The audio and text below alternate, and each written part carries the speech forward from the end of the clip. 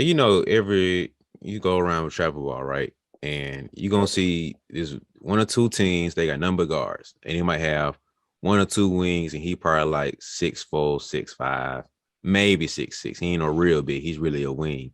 You feel me? So Right. you already know what you get from that team. Scrappy from the press and trap all game. Full court press. Full court press the whole time. You already know what's gonna happen. Like we all know this. This is part of just understanding with the game that we all know. And so you see them going against another team that's stacked. They got a legit point guard, legit 2, 3, 4, 5, decent bench, all that stuff.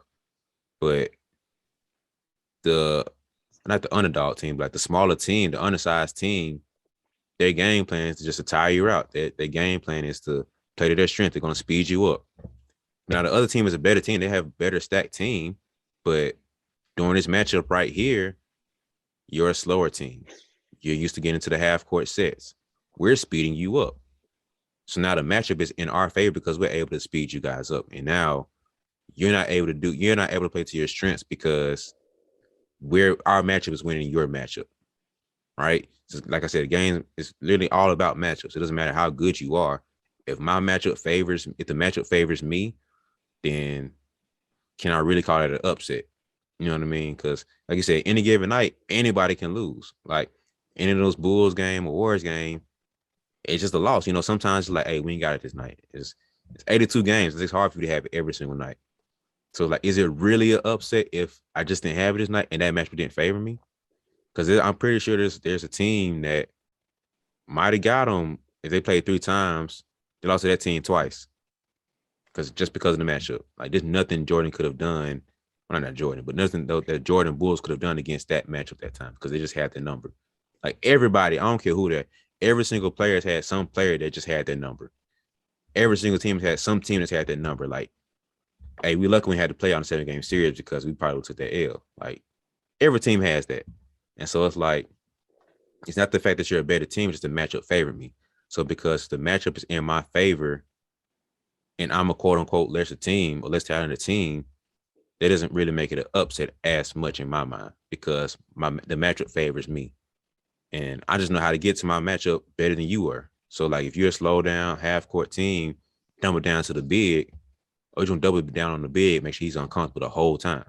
But you're a better big. Your big is killing us because he has the post game. We're playing against uh Kareem Abdul-Jabbar. Like we're supposed to lose this matchup. He's 7'2". Like what do you expect? He's playing against Dirk. Like we're supposed to lose this matchup. We're playing against KG. But we're double down on him, making him uncomfortable, speeding the game up so where he's irrelevant. So the matchup that you should have is not relevant because his talent can't even show now. So did we upset you guys? Maybe. But our matchup is really what pushed it to where it's like you can't even be talented because we took you out of your talent. You know what I mean? So that's where in my mind it's like upsets aren't as much of a thing because on any given night somebody can lose. And then sometimes you do deal with those matches where it's just like that team in that matchup has your number. And you worry about that. Like basketball is a game of matchups, and that can have a huge impact on the game is whether or not we match up well with this team or not. But in the grand scheme of things, if you are considered the better team, like you're considered the better overall team, then you're supposed to be able to make that adjustment. Like with the example that you gave with the small team, the small travel ball team that's go full court press the whole time. So they might play a team that's like trying to get in the half court and like play the half court game and that's a bad matchup for them because they speed them up. But at the same time, I mean, I hate to be a coach right here, but like you a good half court team and the full court press speeding you up, you can't get into your offense. That's bad coaching. Number one, either you can't break a press. Not to say that the press ain't good because I'm sure it is because that's just the way they play and they probably super fast. We know all seen them type of teams. But number one, either you can't break a press, or number two, when you broke the press, you tried too hard to score as soon as you did, instead of just running the offense like you're supposed to, or like you're good at. So that either way, that's coaching at the end of the day. So if you're the better team, that would also involve having a better coach or having a coach good enough to coach that team. You know what I'm saying? But like you said, though, it happens like where you have bad matchups. Like I'll give you an example. So My sophomore year at Bevel State, right? So anybody that know anything about Alabama JUCO basketball, Alabama Conference, Alabama JUCO basketball conference called the ACCC, Alabama Community College Conference. So anybody know anything about it knows that Golden State in Tuscaloosa, best team in the conference. Like Stillman State has been nationally ranked in boys and girls. Nationally ranked with like other teams in the surrounding conferences. Like, and they won like the last like three or four conference titles in a row. Like they like the Kentucky of our conference, the Kentucky of basketball and the SEC. They like that in our conference, or Alabama and the SEC in football. So, but so sophomore year, very big. Their whole team was big and they could shoot. That was their thing. They had a starting center like 6'10", dude playing power forward like 6'8", and another 6'8" coming in behind him. And then they had like 6'4", 6'5" wings, 6'7" wings that could shoot. So they were a big team, but they also had shooting. That made them very hard to compete against because like not only could they shoot and score, but they also could defend, and it was hard to score on them because they had so much size. So naturally, they number one in our conference at the time, but they played us my sophomore year, and we was at home. My team, my sophomore year, small. Okay, I'm starting at the 5, as I always have. I'm 6'7", about 190 at this time. My starting at the 4 technically, and then my partner in crime, Martez, starting at the 5. He's about 6'9", so that's cool.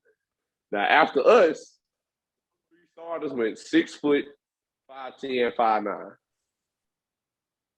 Behind us, we had another guy come in playing power forward, 6'4".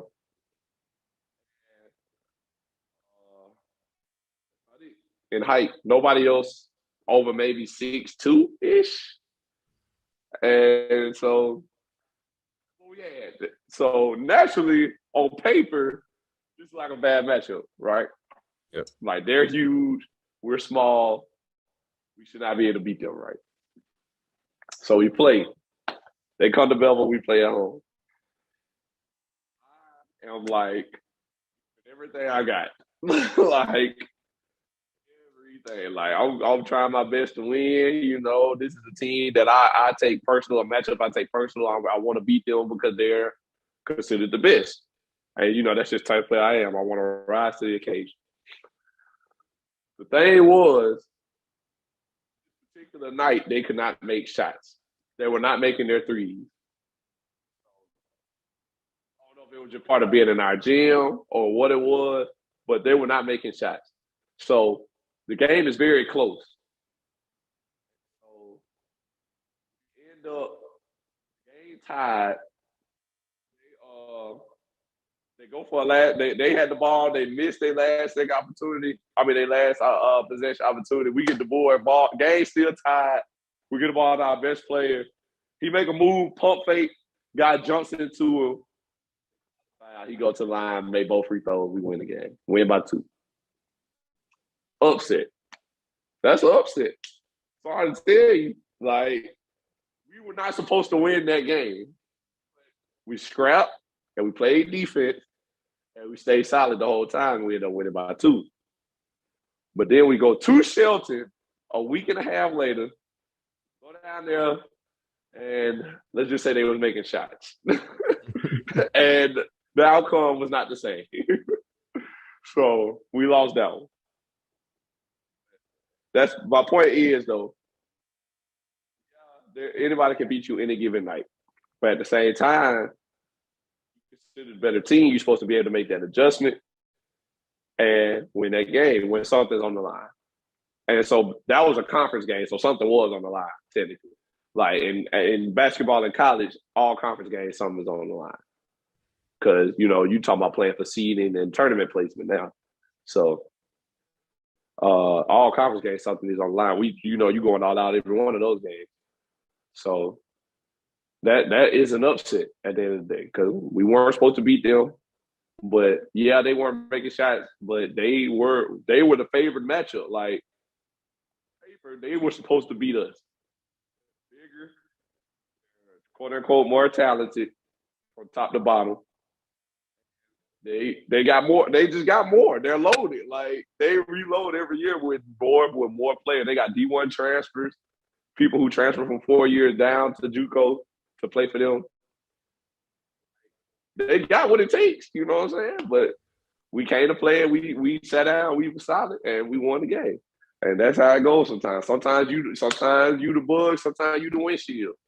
So it's just any given night you got to be ready. When someone on the line, like don't let it be you. Like my sister comes up, he say that all the time. Don't let it be you.